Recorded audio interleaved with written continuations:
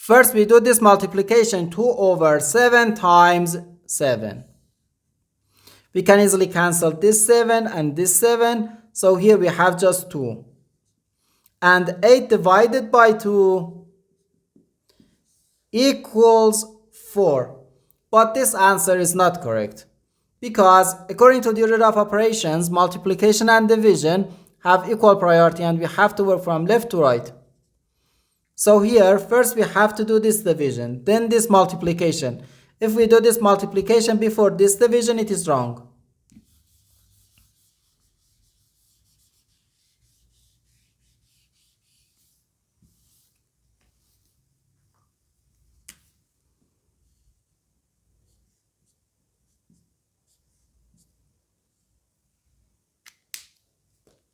So first this division, 8 divided by 2 over 7. According to the KCF rule, K stands for keep, C stands for change, and F stands for flip.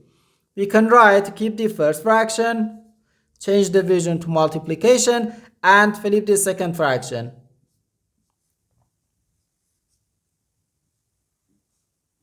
Okay, 7 over 2. Then times 7. 8 times 7 over 2, then times 7. First this multiplication. 8 divided by 2 gives us 4 and 2 divided by 2 is just 1. So here we have 4 times 7 which equals 28. So 28 times 7. Okay.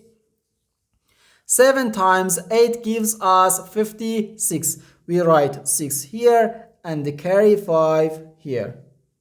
Now 7 times 2 equals 14 and 14 plus 5 gives us 19. So 196. And this is our final answer to this problem. The correct answer is 196.